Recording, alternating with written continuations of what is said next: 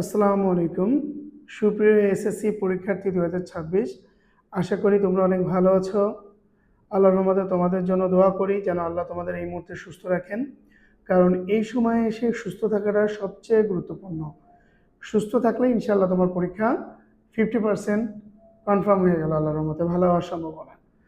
তো যাই হোক, ভালো থাকাটাই মেন দরকার। আসলে ভালো থাকাটা ডিপেন্ড করে আল্লাহর উপর। আল্লাহ তোমাদের ভালো রাখলে ইনশাআল্লাহ তোমরা ভালো থাকবে, এটাই স্বাভাবিক। তো চলো, তোমাদের এসসি পরীক্ষা নিয়ে কিছু কথা বলতে চাই। আমি আজকে তোমাদেরকে এমসিকিউ পার্টটা নিয়ে একটু কথা বলবো। তো তোমরা জানো যে প্রতিটা সাবজেক্টেই যেগুলো প্র্যাকটিক্যাল মার্কস নাই, সেগুলোই 30% মার্কস তোমাদের আছে এমসিকিউতে। তার মানে এমসিকিউ বিশাল একটি ইম্পর্টেন্ট। যেমন ইসলাম শিক্ষা হতে পারে, হিন্দু ধর্ম হতে পারে, বা ধর্ম শিক্ষা হতে পারে, গণিত হতে পারে, বাংলা হতে পারে।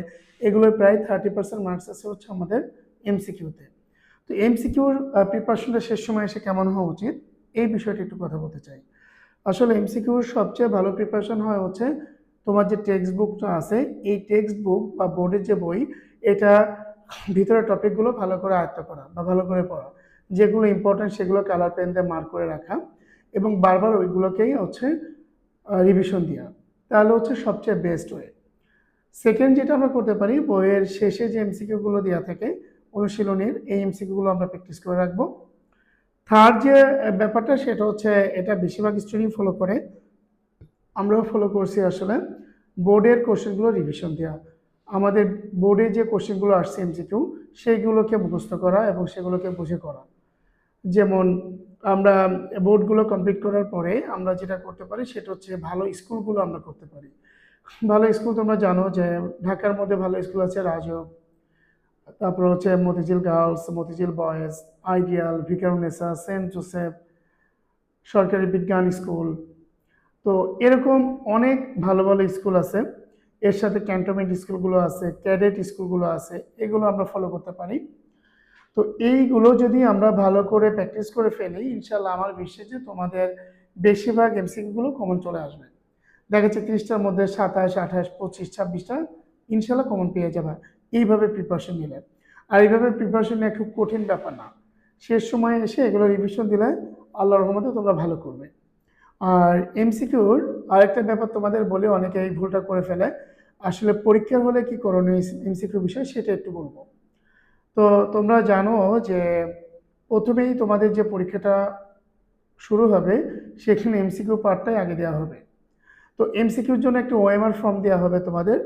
ওএমআর ফর্মের একটা কর্নারে দেখবা যে সেট কোড নামে একটা কথা লেখা আছে। এই সেট কোডটা খুবই ইম্পর্ট্যান্ট। কেউ কোশ্চেন পাওয়ার আগে এটা পূরণ করবে না।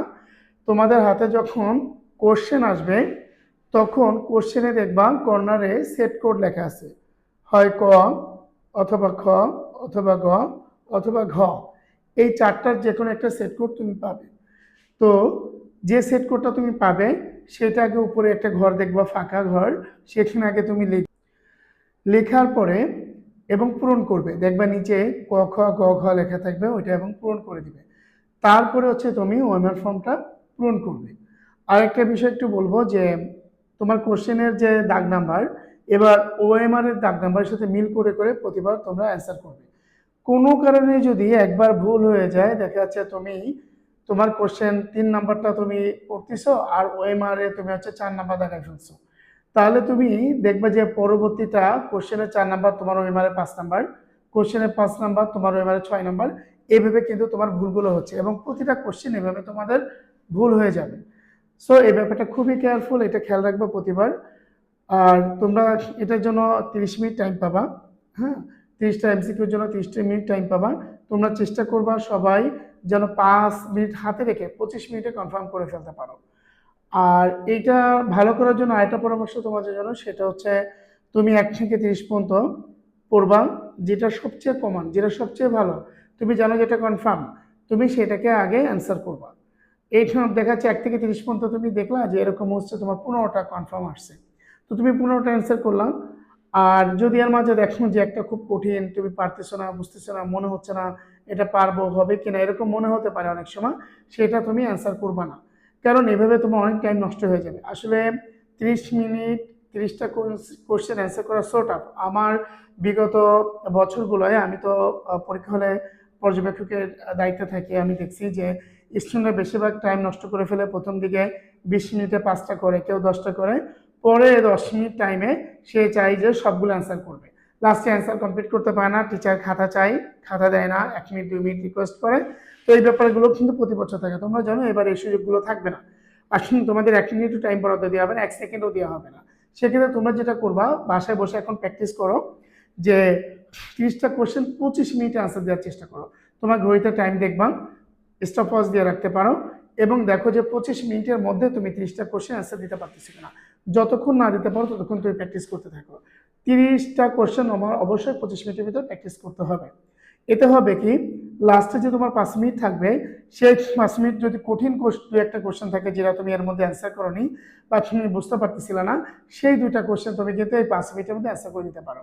প্লাস হচ্ছে তুমি রিভাইসটা ভালো করে দিতে পারো, সেট কোড ঠিক মতো লিখছো কিনা, রোল রেজিস্ট্রেশন নাম্বার ঠিক মতো লিখছো কিনা, তারপর তোমার দাগ নাম্বার ওয়াইজ প্রতিটা কোশ্চেন ঠিক আছে কিনা, তুমি 30টার মধ্যে 30টা অ্যান্সার দিছো কিনা, এই ব্যাপারগুলো তুমি কিন্তু লাস্টে তুমি দেখে ফেলতে পারবে। সো এটা খুবই ইম্পর্ট্যান্ট টাইম ম্যানেজমেন্ট করা এমসিকিউর জন্য। তো এভাবে তুমি এখন থেকে প্র্যাকটিস শুরু করে দাও এবং পরীক্ষা হলে এভাবেই প্র্যাকটিস করবা। আচ্ছা, যে কথাটা বলতেছিলাম মাঝে, যে তুমি দেখা যাচ্ছে প্রথমবার অ্যান্সার করতে গিয়ে 15টা তোমার হয়ে গেছে, তো পরের বার আবার সেই 1 থেকে শুরু করে আবার বাকিগুলো দেখো, পরের বার দেখবো আরও 5টা হয়ে গেছে, তাহলে কয়টা হলো 20টা। ও ডান, 20টা, মাত্র 10টা বাকি। পরের বার অ্যান্সার করতে গিয়ে দেখবো আরও 5টা হয়ে গেছে, কয়টা হলো 25টা। তারপরে আর 5টা থাকলো, পরে তুমি আর 5টা দেখলে দেখবা যে 2-3টার মধ্যে হয়ে গেছে, আলহামদুলিল্লাহ, ভালো। এইভাবে যদি তুমি পরীক্ষা হলে সময়টাকে ইউজ করতে পারো সাহসের সহিত, তাহলে দেখবা ইনশাল্লাহ তোমার পরীক্ষাটা অনেক ভালো হচ্ছে।